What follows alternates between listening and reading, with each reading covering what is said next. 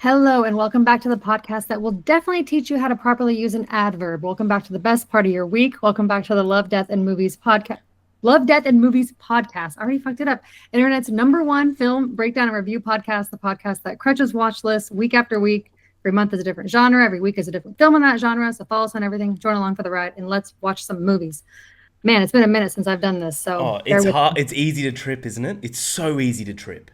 I think it's been like six You did. weeks since I've actually hosted, so it's been a hot minute. You did well. You did really well. Thank you. I'm one of your hosts, Ash, of course, and with me, as always, the one and only Harry Argyle. I almost fucked up your last name. I can't even talk today. Harry, how are you? Please talk for me because I'm fucking it up. Pack it up. She is done. I'm good.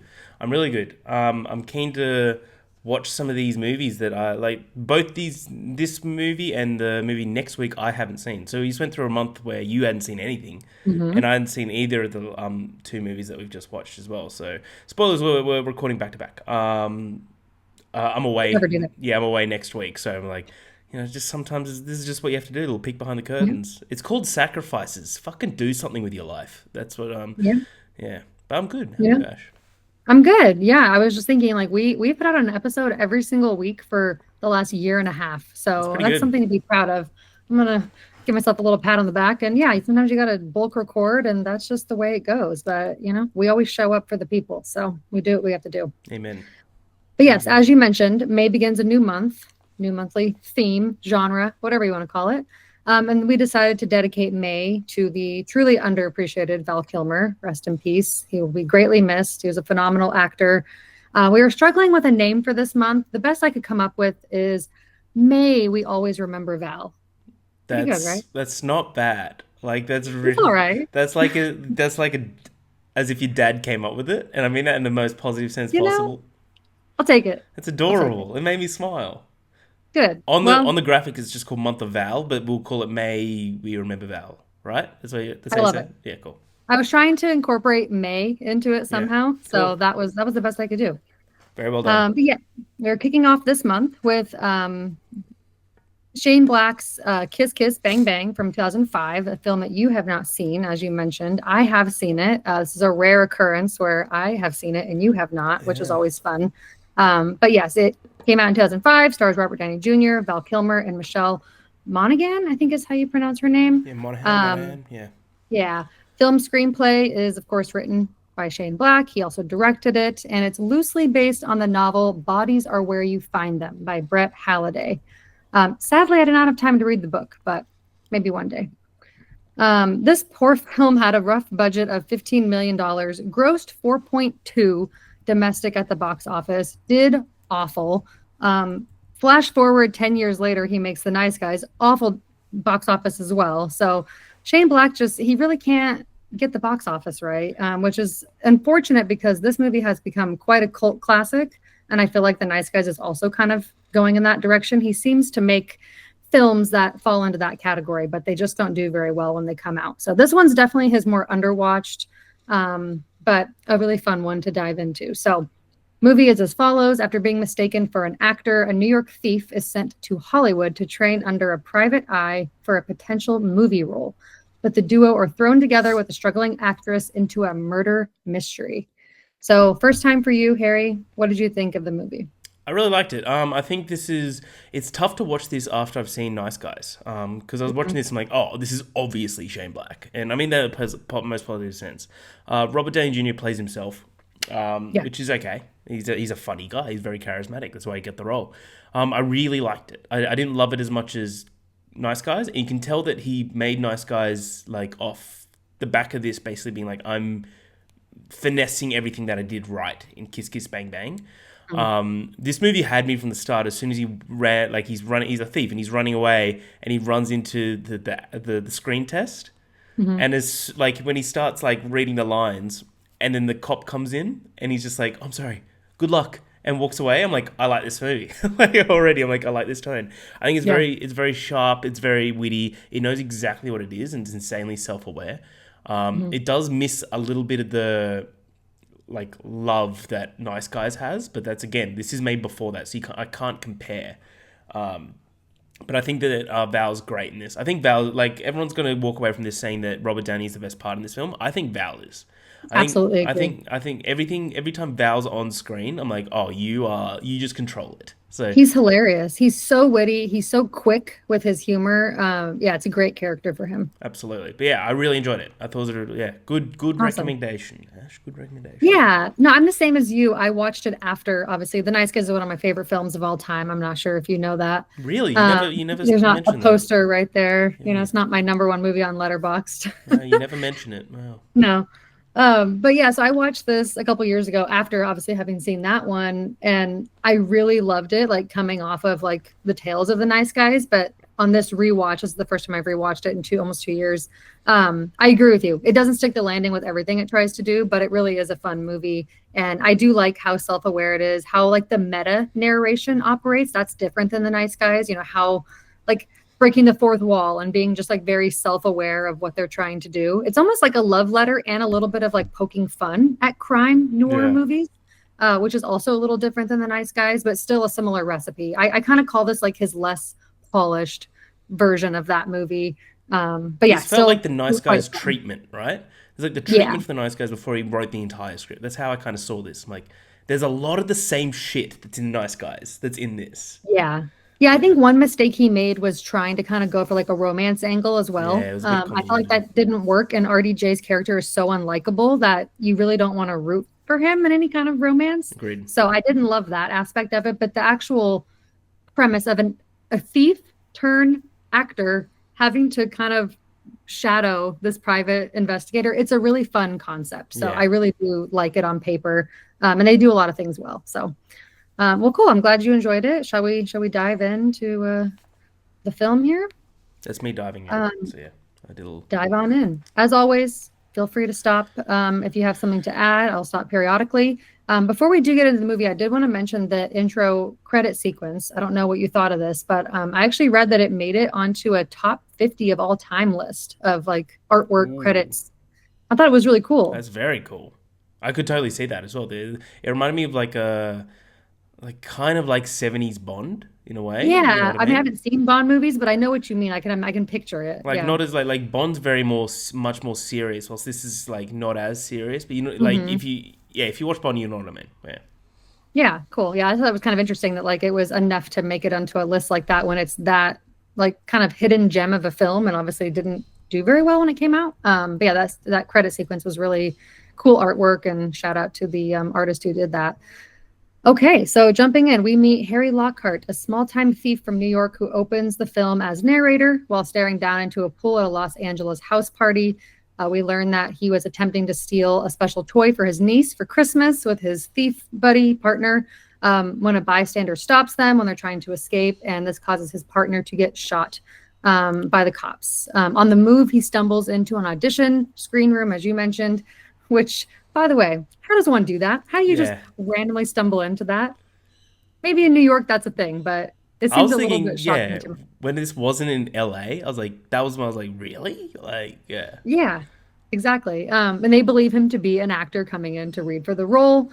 He comes to find that the scene that they are reading for is oddly familiar to what he is actually dealing with, and he is so overcome with emotion from his partner dying that he impresses the producers enough to be flown to Los Angeles to be considered for a real Hollywood acting gig. oh yeah, Hence, how he got to the party. Harry is assigned to shadow a real private investigator, Perry, aka Gay Perry, played by the incredibly hilarious Val Kilmer, to prepare for the role. Also, while at the Hollywood party, he reunites with childhood crush Harmony, who is a struggling actress obsessed with crime novelist Johnny Gossamer. I'm mentioning this because it comes up a lot throughout the yeah, it movie. just keeps coming up. Yeah, who she moved to LA for stardom and to escape a troubled past. As we learn later, she is the little girl at the beginning who fakes dying in the magic show and says, I'm going to be an actress. Sadly for her, it didn't really ever come to fruition, but we'll get into that later. While in training with what is intended to be a routine surveillance job, I'm going to laugh every time throughout this as I say Perry and Harry. Like, did they have to have the names rhyme? It's too much. There was multiple Perry, times though because I was watching it, and when she's talking to Perry and she says it, I'm like, wait, is I thought he was like, I keep thinking that she says Harry, but so I'm like, I'm with you. Maybe that was the point of just like they thought that it's like a comedic element Yeah, to, yeah, maybe. maybe, Yeah, it's just funny as I was writing and I was like, okay, every time I say Perry and Harry, this is going to drive me crazy. yeah, for sure. Um, Perry and Harry witness a car being driven into the lake. Perry hears a loud noise and swims out to check the trunk and discovers a dead female body with a broken neck in the trunk of the car. Two masked men show up, spot them, which obviously complicates things more. And this is probably the best time to mention how funny it is every time he roasts Harry. Yeah. It has already happened so many times just by this part of the movie, which is not that far into it. One of my favorites is Who Taught You Grammar, hence the adverb joke I made at the beginning. Any favorites that you have from any of the moments where he's roasting him? Oh man, so many. Nothing on the top of my head, but it's just like non-stop, and you could Yeah. tell that Harry just continually just eats it. Yeah. Like, yeah, that's pretty good. It's fantastic. But yeah, obviously Val Kilmer is doing a very comedic role here. I think he's very good at it. He's very witty, as I mentioned earlier. But yeah, I love that whole conversation about the grammar thing and messing up the use of an adverb. While heading to drop Harry off for the night after obviously this shocking revelation of this dead body, a call comes in from a detective letting Harry know that Harmony was found dead and has committed suicide. So I will stop there. Anything to add? This movie's quite simple, so there's not really a lot to it, but we, get to know our main characters, and obviously, I'm curious where your mind was after like learning about the dead body and then thinking Harmony's dead. Like, what was your head at as a first time watch? My head was entirely like, this is Nice Guys. Like the entire time, like same thing kind of happens in Nice Guys. Yeah. And all. I think the main things that came from this, even just from the start, is just the sharp script. It's like it's as if it's written for RDJ. Like or Mhm. like everything. I can't imagine anyone else doing that like witty tone that he always has. Performances are great. I'm a sucker for noir. Mhm. And it's like very much like a crime comedy noir film. Again, like Nice Guys. Mhm. And I feel like that's Shane Black's niche. I think he needs to Yeah. stick to that because he strays away from that every now and then. He did like Iron Man 3's Iron Man 3. Like that's just him Yeah. getting a bag. I don't give a shit about that. But like he did The Predator, which has some fun moments, but it's like this isn't you. And like Mhm. so I very much think that like Shane Black should stick to this sort of style. This is the same way I kind of see Guy Ritchie. Like Guy Ritchie when he does his shit of like English mobsters or gangsters, that's his niche and it's Yeah. fucking awesome every single time. So I very much kind of see that. But I love the start of this film. The start of the film had me hooked. Like I think my favorite part is the start of this film of like the introduction of everyone. It does not saying that it goes down or anything like that, but that is just my favorite part for sure. Yeah. Agreed. I love the moment too where you get to really see how funny Perry is. And actually, I'm bringing this up because I saw somebody's review who was like, "So I don't get it. Is Perry gay or I not?" saw Like that, the yeah. line when he tells him, "No, I'm knee deep in, you know what? I just like the name, so I kept it." It's like he's so clearly being sarcastic, and it is funny to me to think that there's people who left this movie still not knowing Yeah, he's very because he's gay. just so witty. Oh yeah, Yeah, he's absolutely. insanely gay. Like who would just keep that name as a straight man just because they like it? Like obviously he's being like cheeky when he says that. Yeah, But exactly. yeah, I think it's really funny, and I do think it's kind of an interesting character. I think I read somewhere that this might be like the first gay character in like a detective movie or something Really? like that, Wow. which is shocking, considering it came out in 2005. But yeah, I think he's a great character, and I agree with everything you said. I do think Shane Black, coming from writing something like Lethal Weapon as one of his first movies, like you would think he would just stick with what he knows, like kind of duo crime type of films with a lot of that noir kind of theme going on, and also the comedy aspect. That's kind of what I think sets him apart, is that he does the crime mixed with the comedy very well Yeah. and creates these characters that you're hooked into because they're so entertaining to watch. But yes, I do think this one is hurt a little bit at the fact that RDJ is just being himself, Hmm. versus more of like a character. But it's not bad because obviously everyone loves him, but it is something that I feel like kind of sets this one back a little bit. Yeah, it's very like again, I agree with you. Like it's safe with Yeah. RDJ, but at the time, this was 20 years ago, where like we didn't Hmm. really know RDJ as we do now. When like Exactly. at that time that could be like what we're seeing as, I don't know, Jacob Elordi or Barry Keoghan. Like when in 20 years time, if they're just done all that sort of stuff again and again, that's kind of how we're going to see it. But at that time, it might be like perfect. Like think of Yeah. it like when, again, to go back to Nice Guys, when Nice Guys came out and everyone's like, holy shit, Ryan Gosling can do comedy. And then now he's doing Yeah. heaps more of that. That's kind of like maybe this film like founded, not found Yeah. Robert Downey Jr., but found him for that personality roles. I think you're definitely right. And this was pre Iron Man, pre Marvel. So, yeah, you have to kind of look at what his career looked like at that time. And he had done a lot of serious roles. So, maybe he was looking to kind of get more into the comedy aspect. And yeah, I think it works. I just think that because it's hard not to compare it to the Nice Guys, it Yeah, is kind of where it kind of stands out as okay, this is kind of playing it safe, but it's still entertaining. yeah, for sure. All right. Well, continuing on, directly following thinking that she was dead, Harmony shows up at Harry's hotel room to tell him about her sister who had stolen her ID and credit cards and who was the one they found dead, thinking it was her.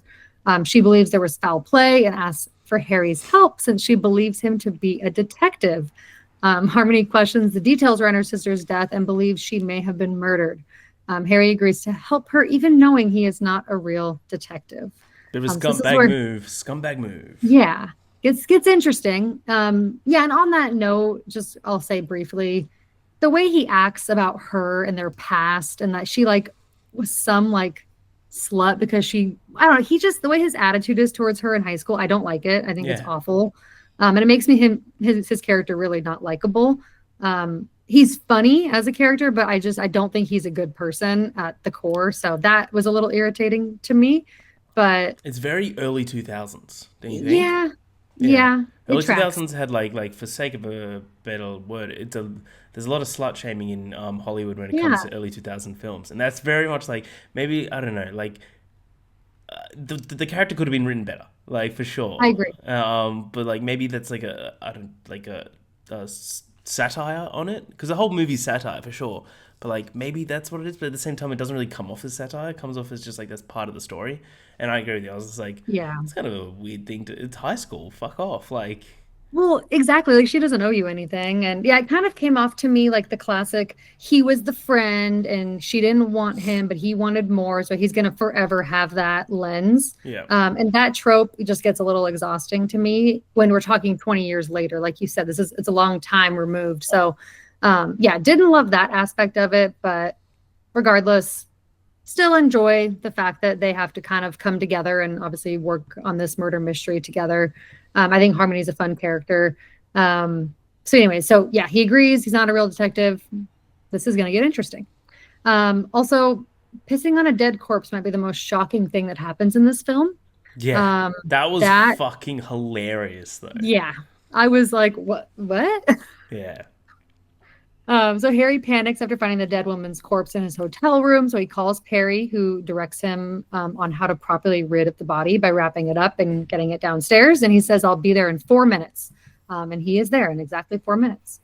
They managed to get the body dropped out of the hotel, and they're trying to get it into the trunk of a vehicle. They think they're in the clear, and they drop it at some random location, kind of just wrapped up in the rug. Poor girl. And they kind of go on their way. So now we're on day 3.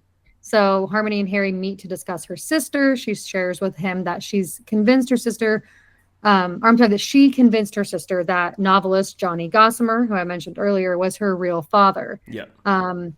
Not to get too much into the history, but basically, long story short, her sister's real father was a disgusting animal who did horrible things to her. So she tried to convince her sister that this exciting novelist that was on, in the media was her real father. That's the guy at the Um, end though, right? Like, sorry to that's jump her ahead. real That's father. the dickhead. Yeah, cool. Yes, Just want to make absolutely. yeah. Yep. That's why. Yep. Yep. Exactly. Yeah. Fuck yeah, Um, Val. Fuck yeah. yeah. Yeah. That's a great ending for him. But yeah, so she believes that this novelist was her real father, and Harmony is convinced that her sister believed her, and that she might be coming to Hollywood to try to meet him, Nice. and that she got involved kind of in the wrong thing. So while at breakfast, talking about it, they also learned that wealthy former actor Harlan Dexter, his daughter Veronica, was the dead body they found the night before, and that she was even at the party a few nights before at the beginning of the film, as we briefly saw kind of a weird scene of her like kind of hanging off and seeming romantic with her father, which is a question mark. And I know that like Perry kind of starts questioning things even at that point in the movie about this girl who is supposedly his daughter. The news reports that Veronica Dexter went to the airport to pick up her boyfriend, and that was the last time anyone saw her. Perry tries to push Harry to leave town as the entire thing has gotten too dangerous for him. He presses him to head to the airport immediately. And kind of shares with him, about the fact that he's not going to get the role. Yeah. Harmony also finds out that he's not really a detective because Perry has told her.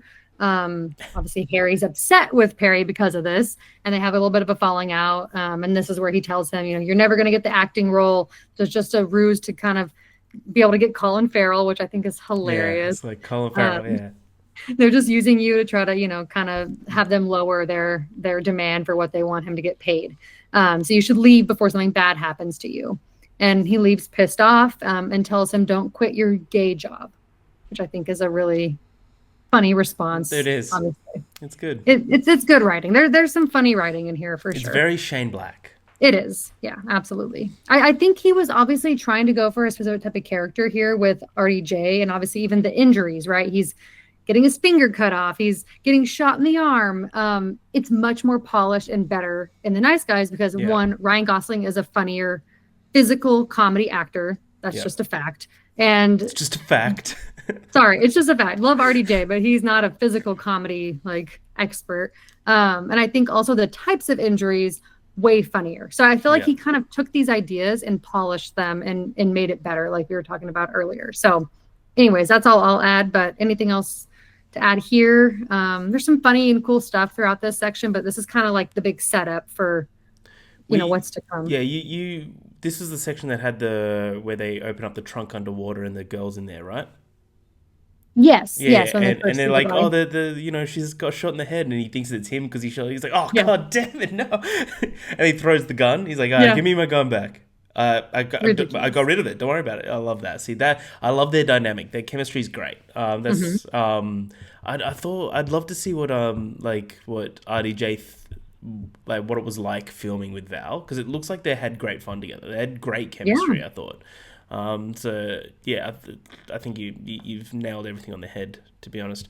I think I agree with you that in terms, because it's tough to compare because it was made after the fact, and this is very much like it's an add-on on Kiss Kiss Bang Bang is Nice Guys.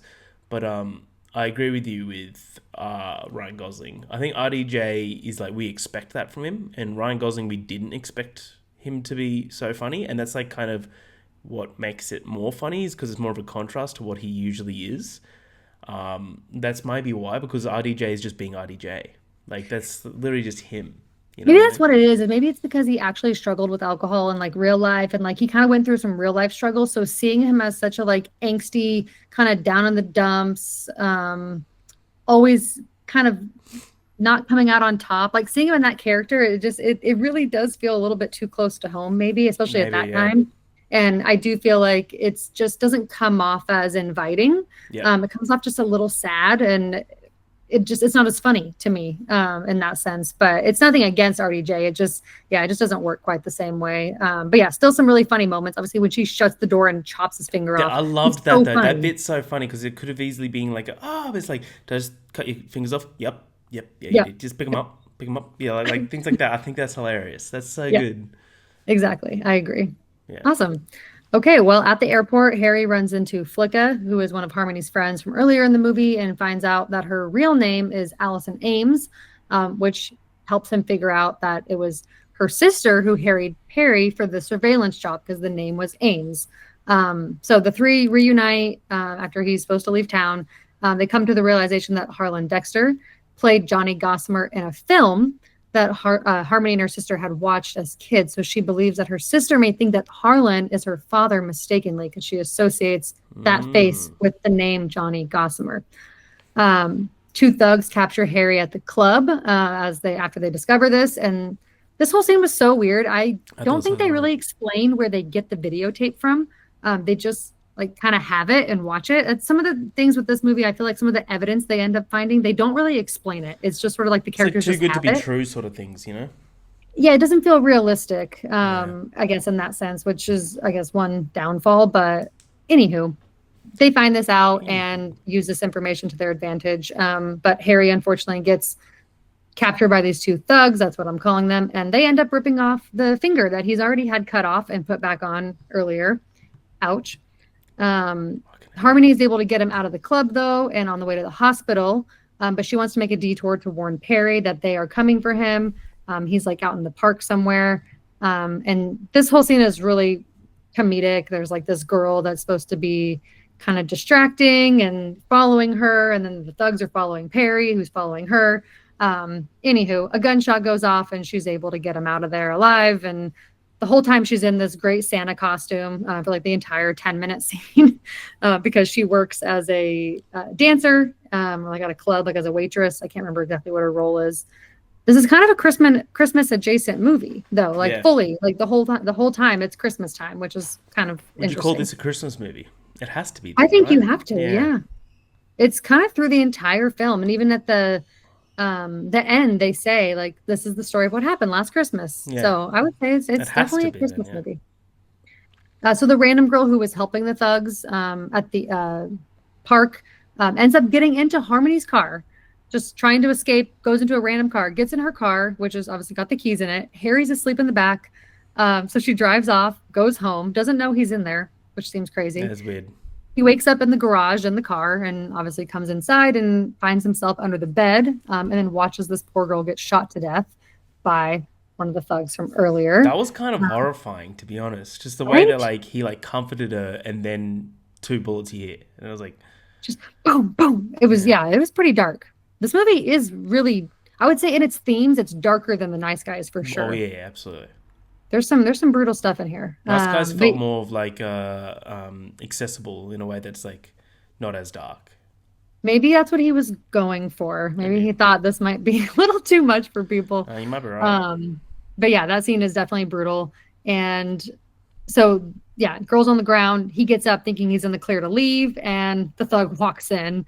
And it's obviously the guy, one of the guys who had him at the club who pulled his finger off. And in that moment, Harry magically gets the confidence to shoot somebody for the first time in his life and just pops like 7 bullets into this guy. You could tell that Um, like yeah, he gets like angry during it. He's like yes. bam, bam, bam, bam, bam, yeah, yeah. Just to get it done.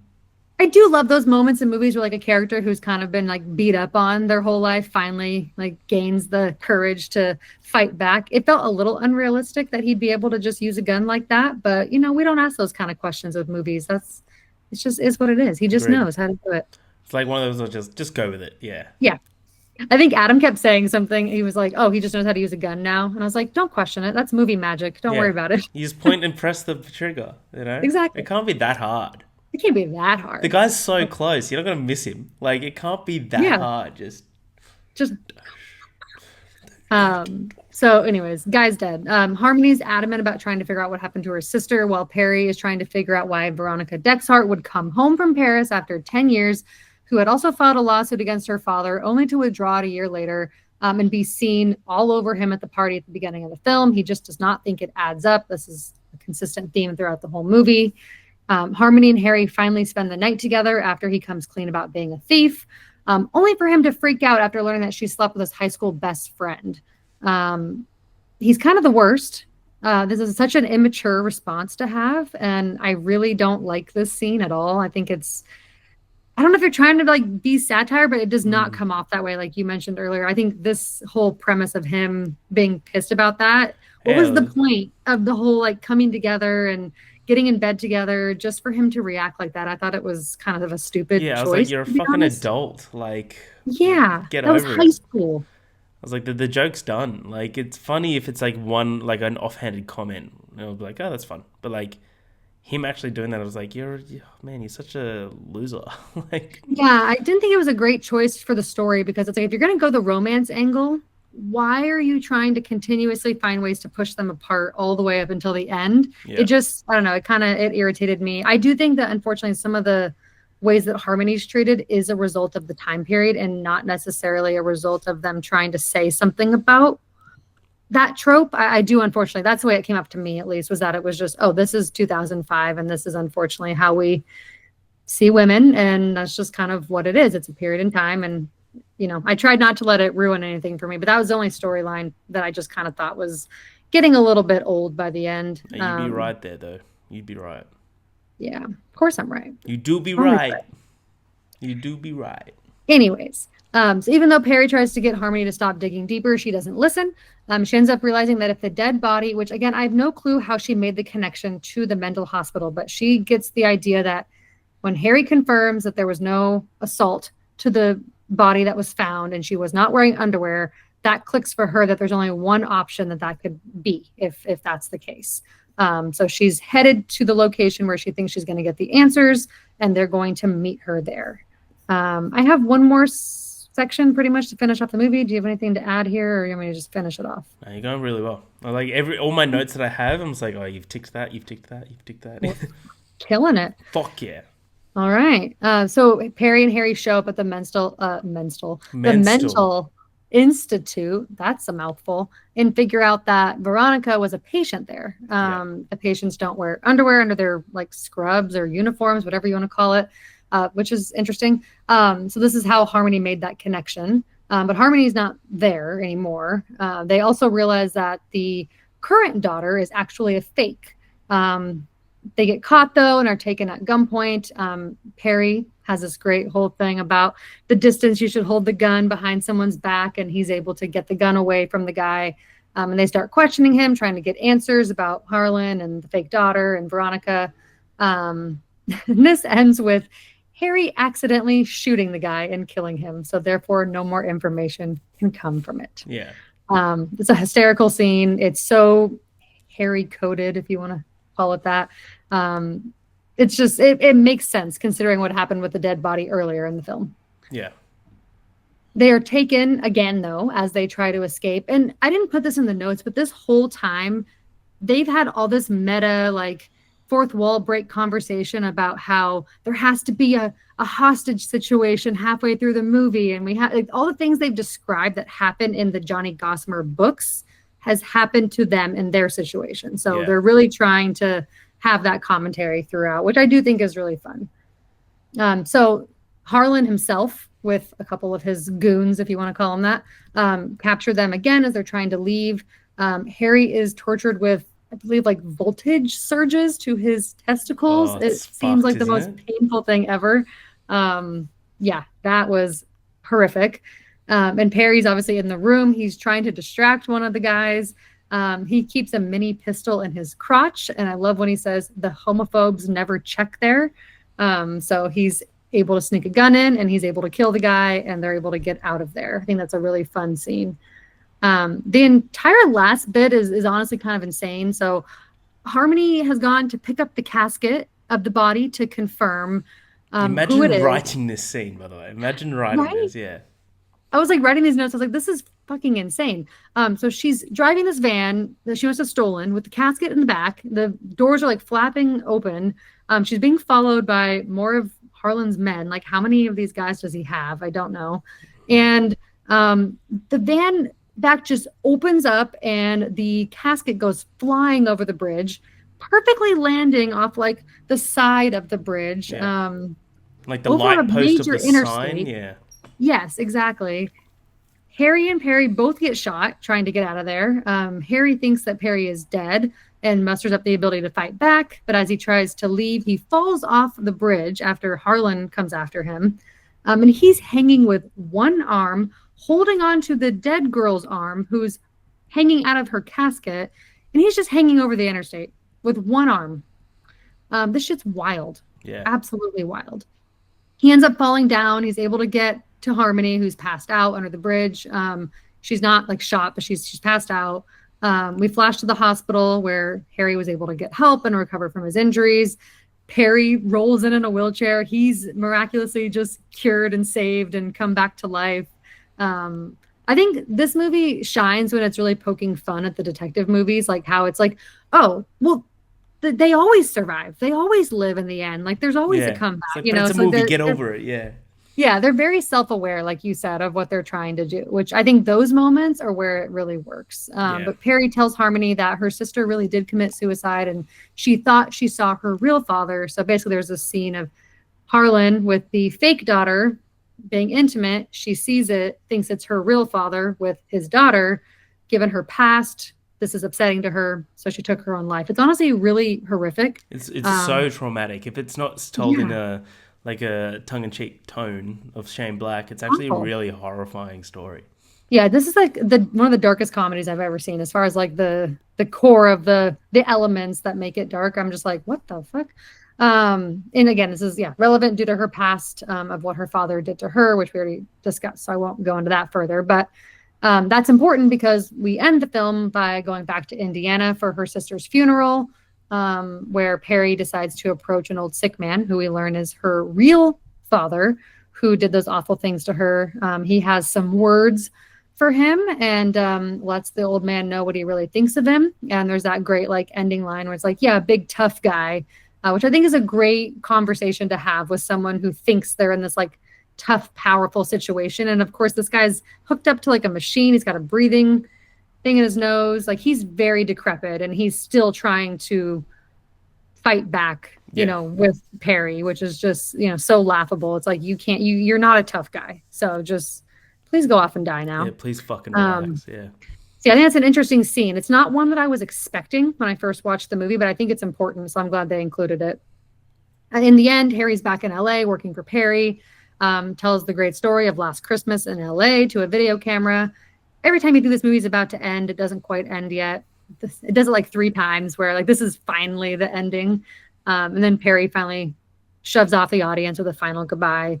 This is Kiss Kiss Bang Bang. So give me your final thoughts. Anything else to add during this part of the movie and overall rating of the film? And if you have any favorite quotes or anything, throw them in there. Yeah. I agree with you that the last like act is kind of it's kind of like it's not like the film. It's like a superhero movie where he's hanging off a bridge, off an arm of a dead woman, and Yeah. he's like, come on, and he like shoots the driver from like 100 meters away, and you're like, oh, I think that was hilarious. But I think it's like kind of that's the way it's supposed to be. I do like the ending of this film. I love he's like, I've seen Lord of the Rings. This isn't going to be like 17 different endings of the film. Yeah. I thought that was pretty funny. But the favorite quote from the entire thing is, "I peed on the corpse." Can they like can they ID from that, or like it's like he's like, "I'm seriously sorry." Like, it's like I think that's pretty hilarious. He's like, I didn't do it for kicks. And yeah, he's just like, just the way he just puts it in there. He's just like, "Peed on the corpse. Can they take an ID from that?" Or he's like, "Hang on, you peed on the corpse." I think it's awesome. I think Val's great in this. I think they work really goddamn well together as well. He's just really dry, and he's like massively razor sharp wit. I think that's awesome. He's a bit of the contrast to the chaos. Like Harry's whole life and the way he operates is super chaotic. And then Val walks in and he's very like, he's precise in everything he does, and it's obvious that he's the detective. Like it's obvious what he does. But I really enjoyed this film. I'm giving it 3.5, a high 3.5.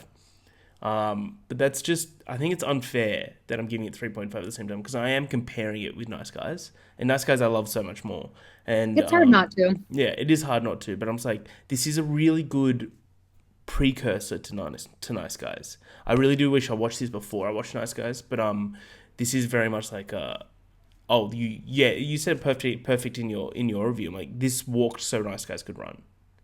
For sure. Like, if we were to get one sequel, it would 100% be for Nice Guys. But Yeah. I know Shane Black writes in a way that like the chemistry that the two characters have together is always so great, and like the relationship they have is great. It's the same with Ryan and Russell in Nice Guys, which I really enjoy. It's that buddy cop sort of duo. I think is pretty cool. Yeah, no, I agree with you. I think it's interesting because here he's not a real cop, Yeah. or a real detective. So that's the part that's interesting. But they do bounce off each other really well. I do think Val Kilmer is the star of this movie. I think when he's on screen, I'm loving everything that's happening. I think it's a great character for him. I think he's really effortlessly witty. His timing is perfect, and yeah, I really love their dynamic. I think the addition of Harmony, it's a fun kind of trio to follow. She's a bit of a chaotic character, but I think the actress does a great job. I don't like the romance that they try to kind of throw in there. Like I already mentioned, I don't like the way his character kind of sees her. But at the end of the day, the detective sort of buddy cop comedy elements, the noir elements, like I said, the meta nature of the narration and kind of the poking fun, and also a love letter to detective crime movies. I think it all really works. And it's a really fun movie with some really dark elements. But like you said, the way it's written, it comes off cheeky and kind of lighthearted. So you don't really think about how dark it truly is. So yeah, I give it 4 stars. Actually, the first time I watched it, I gave it 4.5. I think I was just like on a Shane Black kick, and I was just like, oh, I love it. But this time it definitely was like, okay, this is good, but it's not great. Yes. So I think it's a really solid movie. It's worth watching, but yeah, definitely very much a 3.5 to 4 star film.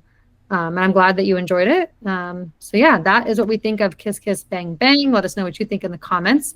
Before we go, we're going to do a draft of best movie duos, which feels obvious considering the film. So we can draft 5 or we can draft 6. What are you feeling today? I could do 20, so up to you. Let's do 6, just because I didn't have a lot of time to prepare and I don't want to run out of good. options. I did do the random wheel name, and it is saying that, I don't know if you can hear that clapping in the background. This thing was like clapping for me, but it said that I was first. Oh, sure. Scout's honor. Yeah. Scout's honor. I love that. Yeah. So, okay. I will kick it off, and I have to pick this first. It's my favorite duo probably in any film ever, and that is Vincent and Jules in Pulp Fiction. Fuck. Very obvious, me. Yeah, fair enough.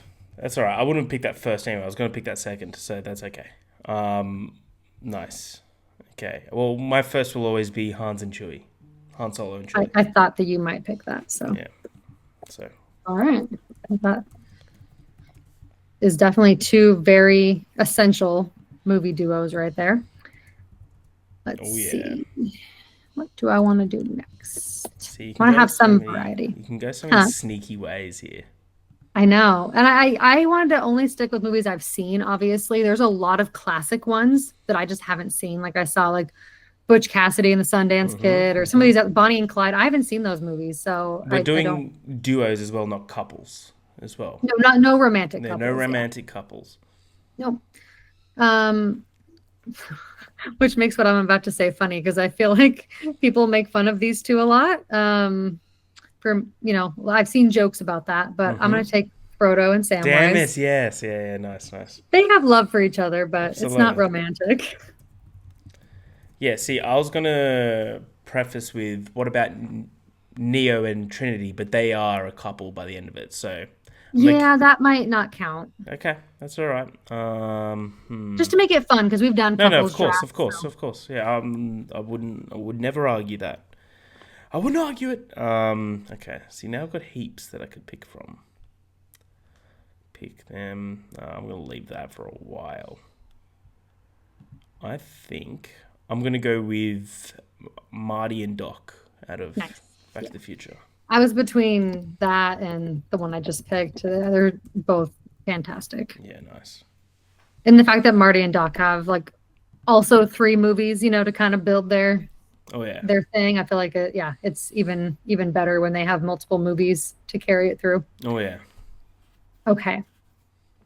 I want an animated film on here. Don't you dare! Don't you do it! Don't do it! Don't do it! Don't do it! Don't do it! Just don't do it.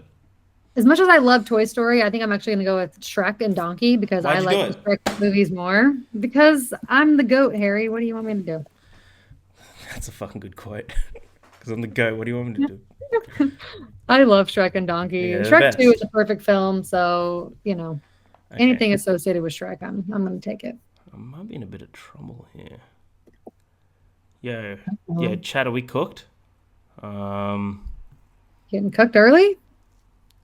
No, I got a couple that I want, but at the same time I wanted the other ones more. Can't always get what you want. I know.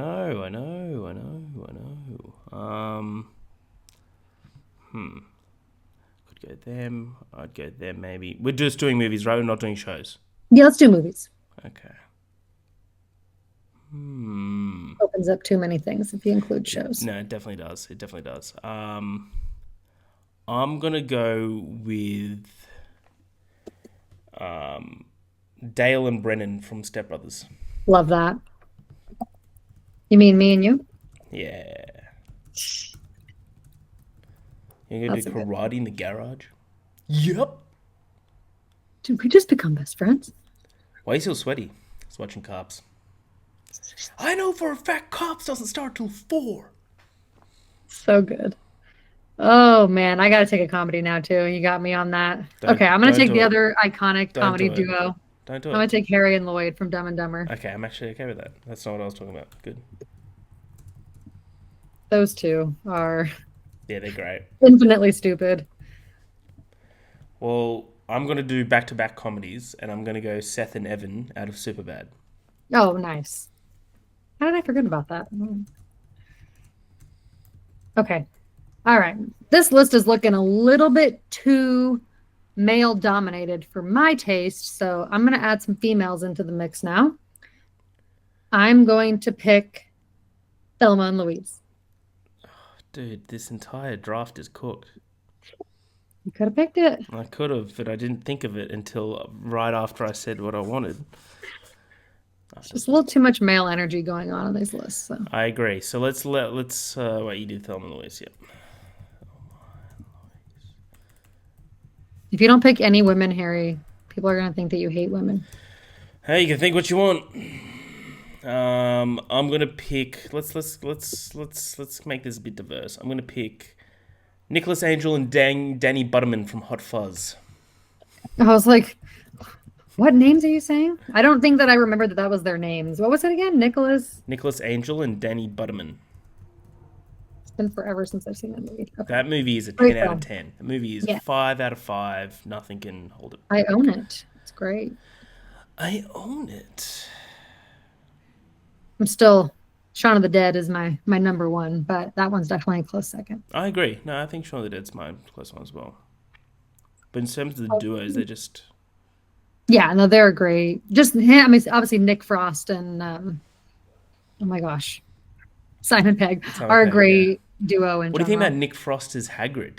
I like that pick. It's interesting. Yeah, I like I don't it. mind it. Yeah, I'm here for it. Okay, so I had two left that I really wanted both, but I still want more female energy on my list, and I fucking adore this duo. I don't know if you've seen this movie, but it is near and dear to my heart. Romy and Michelle from Romy and Michelle's high school reunion. Oh my God, Harry. No. You're killing me. You got to watch it. You've never even heard of it? No. Wow. So it's Lisa Kudrow and Mina I Sorvino. love her. I do love Lisa Kudrow. And they basically go back to their high school reunion, and they are not happy with where their lives have ended up after like 10 years. They're still like best friends, live together. Their outfits are amazing. And they basically have to make up the story of like what they've been up to. And they lie and say they invented Post-its. And it's just a whole adventure. It's got a great cast. It's fantastic. It's from the 90s. It's one of my favorite movies of all time. And yeah. Okay. At least look up a picture of the movie so you can see their like what they look like on the cover, so you can understand why I'm picking them. Yeah, as I a just duo. looked up the poster. I'm like, I recognize the poster. So Yeah. I'm like, yeah, okay, cool. All right, final pick. So I'm between two now. You wouldn't let me pick like Dewey, and the duo is Dewey and the kids from School of Rock, right? No, it's too many. I agree. That's not a Okay, duo. I'm not Yeah. gonna fight that. I'm gonna pick Andrew and Fletcher from Whiplash. That's a duo. I say it's a duo. They're both trying to make each other greater. Okay. It's like they're an acting duo. They go off each other the entire film for sure.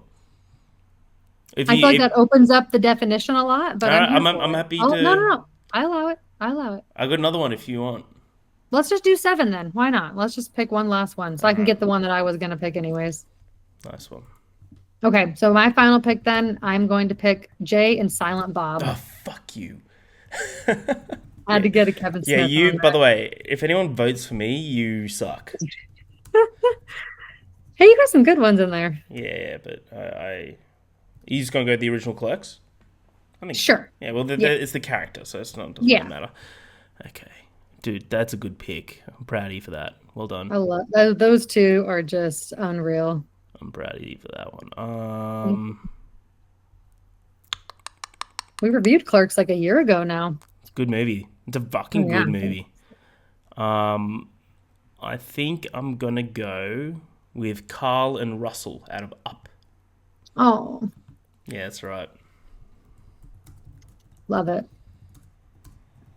That's a good Just pick. to update, Harry has no women on his list. No, What were you gonna say? no, that's it. No, confirming, I do not. Oh, okay. Okay. All right. Let's see how it is. Okay. To kind of just round it up, Harry, you took Han and Chewie, Marty and Doc, Dale and Brennan out of Step Brothers, Seth and Evan out of Superbad, Nicholas Angel and Danny Butterman out of Hot Fuzz, Andrew and Fletcher out of Whiplash. Quite a duo they are. And Carl and Russell from Up.